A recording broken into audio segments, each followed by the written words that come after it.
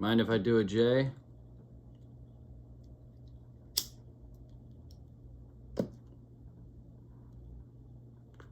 Today we're talking about the Coen Brothers' 1998 cult classic, The Big Lebowski. Mind if I do a J?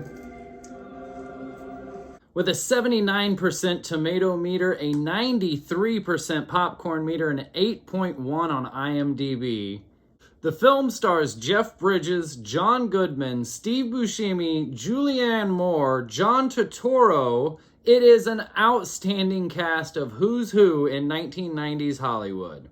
The film was a box office bomb, only grossing $5 million in its opening weekend against a $15 million budget. However, it has since become a cult classic, and thanks to VHS, DVD, Blu-ray, and 4K sales, it has grossed over $47 million worldwide.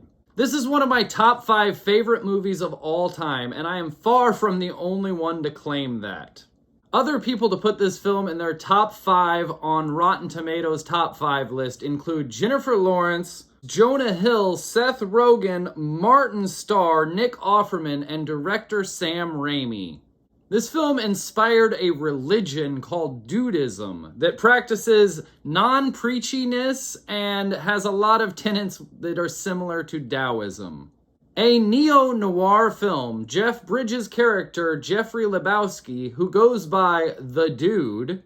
I'm the dude, so that's what you call me, you know? That or his dudeness or duder or, El Duderino if you're not into the whole brevity thing. Is a burnout who gets thrown into a kidnapping mystery and is financially forced to do a job in which he plays courier for the ransom money. He essentially becomes a private investigator, although a sloppy, slobbish private investigator, and he pieces together a plot and a storyline that includes fraud and corruption and betrayal, and realizes that he's been set up to take the fall from the very beginning. You threw out a ringer for a ringer! Okay, but how does all this add up to an emergency? Let's take a look at our top 10 interesting facts about the film The Big Lebowski. Fact number 10. Professional bowler Barry Asher worked with the cast to help train them in bowling so that it would look more like they were actual bowlers who bowled all the time. Interesting fact number 9. The film uses the word man 147 times. Come on, man. Interesting fact number 8. The film has inspired a yearly festival called Lebowski Fest. Interesting fact number 7. On Bunny's license plate that crashes into the fountain towards the end of the film, it says Lapin, L-A-P-I-N. That is the French word for bunny. Interesting fact number 6. The film uses the word fuck 292 times. That is an average of 12 seconds per fuck throughout this movie, which also leads to one of my favorite side stories. In syndication, when this movie is played on television, they have to do a lot of editing. And when my buddy Will Bill and I were watching the movie on Comedy Central, and it got to the scene where John Goodman is breaking out the windows, on the TV version, it says, "This is what happens when you find a stranger in the Alps. This is what happens, Larry. This is what happens when you find a stranger in the Alps. This is what happens."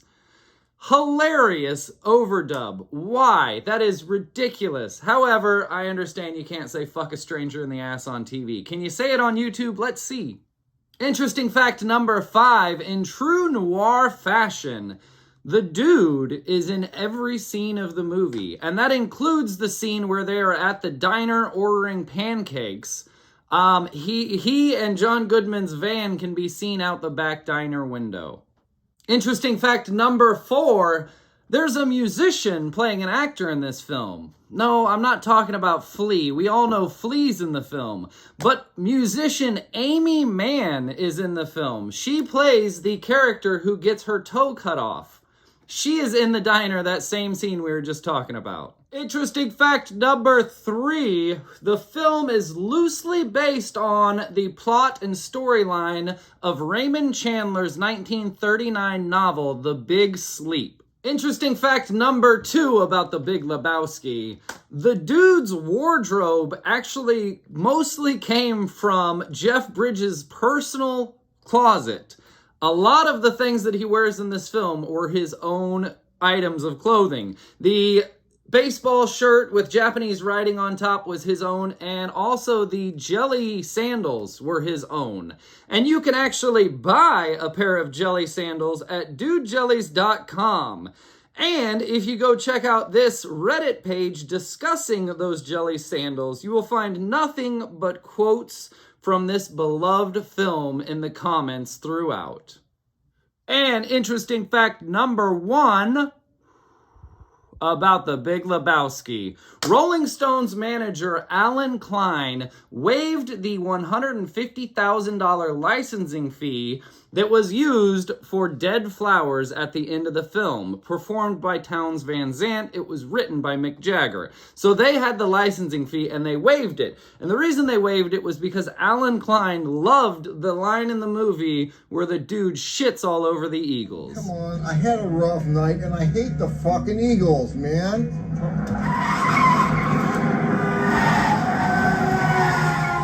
And let's talk about the soundtrack to this film, because it is definitely one of my favorite movie soundtracks of all time, and I would say somewhat of a big reason why I love this movie so much. The film opens with Bob Dylan's A Man in Me and sets the stage for a magical movie that you are just along for the ride. It ends with Townes Van Zandt's version of Dead Flowers, which is a chilling ending to the movie. I absolutely love that that song is tacked on at the end.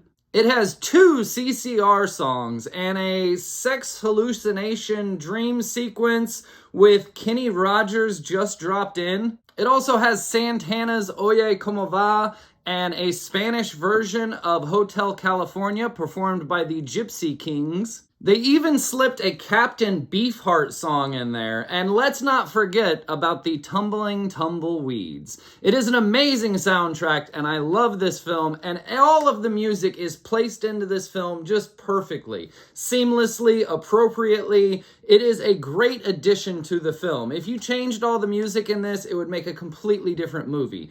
It really just connects with the movie and just ties the whole thing together. I'm giving The Big Lebowski a 9 out of 10 on the must-watch meter. I think there's probably some people who would maybe not like it. It's not a stoner movie. It's hard to describe exactly what it is. It's not a film noir. It's not even really a neo-noir. It's just, honestly, it's just a movie of a long story of actions. There's no real plot. There's no real defining storyline. I mean, I can sum up the entire movie in 3 lines, 3 sentences, but it's the story of the characters and what happens to them that makes this movie a fucking great movie. That had not occurred to us, dude. I'm giving it a 10 out of 10 on my jam meter. I think it is probably an 11 out of 10. This, Fear and Loathing in Las Vegas, and The Hateful Eight, maybe 11 out of 10s for me. They're wonderful movies. This is a hilarious movie. I laughed my ass off just the other day watching again just for this review. It's fucking funny to me still, all these years later. For our rewatchability calendar, I'm telling you, my New Year's Eve tradition every single year is to pop this in, have a few White Russians, and watch the fireworks go off at midnight. I throw this in around 8:30. I'm nice and liquored up and ready to go by the time the fireworks go off. It is my yearly tradition every single year for New Year's Eve. I think absolutely it is worth watching once a year. I'm sorry, I wasn't listening. Ow! Fucking fascist! My personal story about this film is not necessarily about the film. However, it is about Jägermeister. My dad went to a bar and they were promoting the movie back in 1998. He came home reeking of cigarettes because that's when you could smoke in a bar. He didn't smoke. Shirt smelled like cigarettes and it said The Big Lebowski and it was sponsored by Jägermeister. So it had a bottle and it had a logo.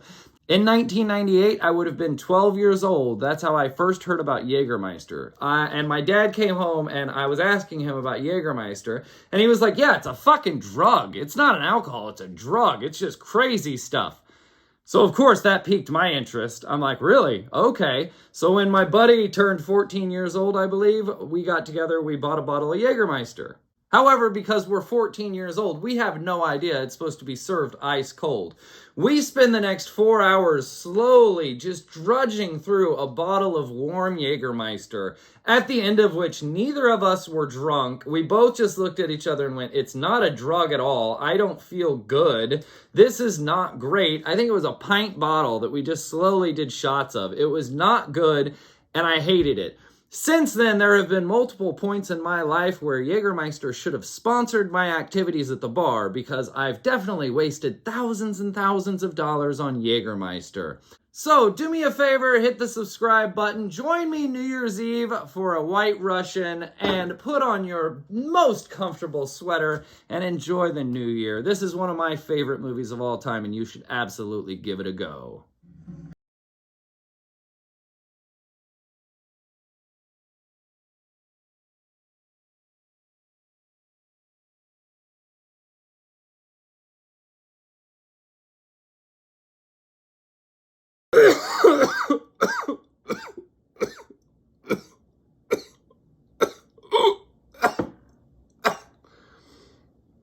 Mm.